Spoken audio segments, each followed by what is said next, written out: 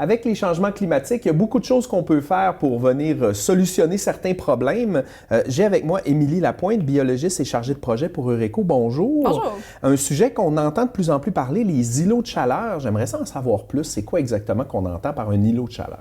Donc, en fait, un îlot de chaleur, là, c'est vraiment quand on va prendre la température dans un endroit donné de la ville à un certain moment, puis en même temps, on prend la même température en périphérie de la ville, dans le fond, plus en espace boisé, finalement, que sous couvert forestier. Puis là, on va noter un écart de température entre les deux. Puis cet écart-là, en période de chaleur, peut aller jusqu'à 12 degrés Celsius. Okay. Donc, ce qui veut dire que si toi, tu vas te promener au lac Kenogami durant l'été, il fait 20 degrés, t'es bien. Après ça, tu t'en vas au centre-ville de Chicoutimi pour prendre un verre, mais tu arrives puis il fait 32 degrés Celsius. Avec la différence entre les deux, c'est ça, ça notable. peut être, puis ça peut devenir un problème pour la santé rendu là. Oui, bien en fait, là, c'est ça. C'est que, tu sais, souvent, on pense qu'à Saguenay, on n'a pas cette problématique-là d'îlot de chaleur parce que, bon, souvent, j'entends ça. Le monde me dit, ah, c'est à Montréal, Québec, nous, on n'a pas ça. Mais c'est pas vrai. On a vraiment des îlots de chaleur ici à Saguenay. Si on pense à nos centres-villes, dans le fond, tous nos centres-villes en sont, les zones commerciales, les zones industrielles sont des endroits où on note qu'il y a vraiment plus de chaleur. Entre autres parce qu'il y a plus d'asphalte, plus de béton, plus de briques. Donc, tous des matériaux qui accumulent la chaleur. Puis, on n'a plus de végétation. Donc, on n'a pas assez d'arbres, on n'a pas assez de végétation qui vont contribuer à rafraîchir l'air ambiant. Puis, on a beaucoup d'émissions de chaleur anthropiques comme les voitures, les climatiseurs, les industries qui émettent la chaleur dans l'air. Puis j'imagine aussi que la circulation d'air qui change dans un milieu urbain, là, c'est pas comme en forêt, là. C'est surtout que la chaleur reste prise finalement dans nos milieux urbains. Là. C'est chaud là, dans ces endroits-là. Puis ça va avoir beaucoup d'impact au niveau de certaines personnes vulnérables dans notre population, surtout en période de canicule. Puis là, on le sait avec les changements climatiques, les canicules, qu'est-ce qui va arriver, c'est qu'ils vont être plus fréquentes, plus longues, plus chaudes.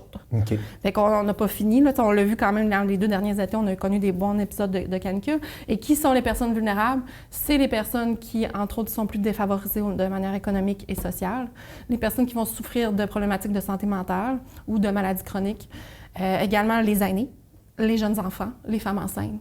Donc, ce sont tous des gens dans notre communauté qui sont très vulnérables quand on a des épisodes de chaleur. Puis, c'est vraiment de démontrer que le nombre d'hospitalisations va augmenter durant les canicules, par exemple. Puis, on a même des décès, des fois, qui sont reliés à ça. Donc, on a les preuves que ça existe. On sait qu'est-ce qui crée ça. Comment on fait maintenant pour les enrayer?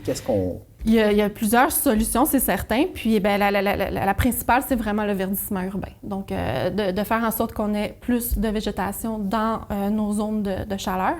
Puis, il faut penser à nos micro-îlots de chaleur aussi, comme par exemple les cours d'école. Hein, les cours d'école, on le sait, ça ressemble à quoi? Hein? C'est un grand espace asphalté, oui, avec rien d'autre, face au sud. Puis en juin, maintenant, on en a des canicules. Fait que ces enfants-là qui évoluent dans la cour d'école, il fait extrêmement chaud toute la journée. Après ça, ils rentrent dans l'école, ils n'ont pas de climatisation, il fait chaud. Puis imaginez ceux qui habitent dans les centres-villes, les jeunes, ils retournent chez eux dans leur appartement, puis il fait chaud encore le soir. Puis, fait que pendant une semaine de temps, ces jeunes-là vont être affectés par la chaleur. C'est ça, puis en plus, on leur dit, faites du sport, sortez dehors, bougez pour être en forme, mais exactement. C'est quasiment impossible. Quasiment impossible. Fait que le verdissement, dans le fond, les arbres, entre autres, vont contribuer à rafraîchir l'air ambiant, vont faire de l'ombre, vont couper les rayons du soleil. Puis tout ce qui est végétation, en fait, n'accumule pas la chaleur autant que finalement le béton, l'asphalte. Fait que nous, ce qu'on encourage aussi, c'est les projets de déminéralisation. Ça veut dire on enlève de l'asphalte dans des endroits que c'est pas nécessaire d'avoir de l'asphalte, parce qu'il y a beaucoup d'endroits aussi dans nos centres-villes qui a de l'asphalte, mais que ça serait pas nécessaire. On enlève l'asphalte. On a fait un beau projet, entre autres, dans un CHSLD à Jonquière, les années sortaient, ils arrivaient dans un grand stationnement. Donc, on a enlevé 150 mètres d'asphalte directement à la sortie, puis on a créé un îlot de fraîcheur. Fait qu'on a planté des arbres, des arbustes, des herbacées qui vont devenir un petit micro-îlot de fraîcheur pour que les gens vont pouvoir aller quand ils sortent à l'extérieur. Donc, enlever de l'asphalte, planter, puis en même temps, on crée des milieux de vie aussi pour que les gens puissent sortir à l'extérieur. C'est juste plus beau, c'est plus agréable. Oui. Tu parlais de cours d'école, puis je fais juste m'imaginer, mais pourquoi une cour d'école ne serait pas de la terre battue avec une coupole d'arbres? Ça serait plus agréable pour les jeunes au final. Oui, puis d'avoir un potager, d'avoir des arbustes fruitiers, des arbres, une petite forêt dans laquelle ils peuvent se promener, qu'ils peuvent aller s'asseoir à l'ombre. Les classes extérieures, c'est de plus en plus demandé aussi parce que justement, il fait chaud dans les écoles au mois de juin. Là. Fait que pouvoir sortir à l'extérieur dans un endroit où il y a des arbres, les jeunes sont à l'ombre, la concentration va être beaucoup meilleur, en fait, va être augmenté chez les jeunes.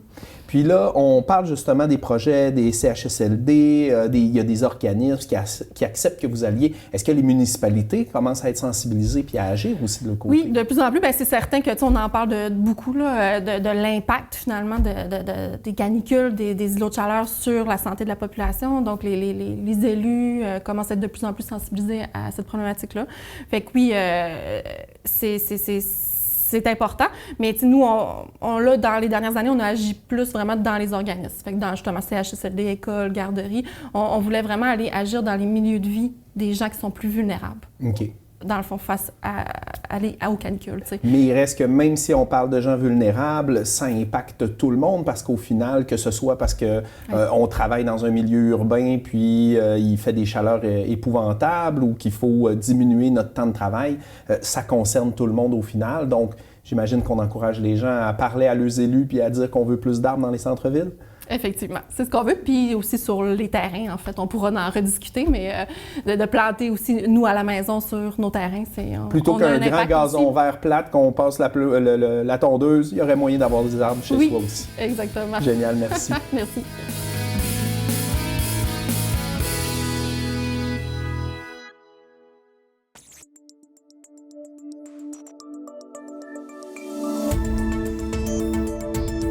Nous TV. Ensemble pour notre communauté.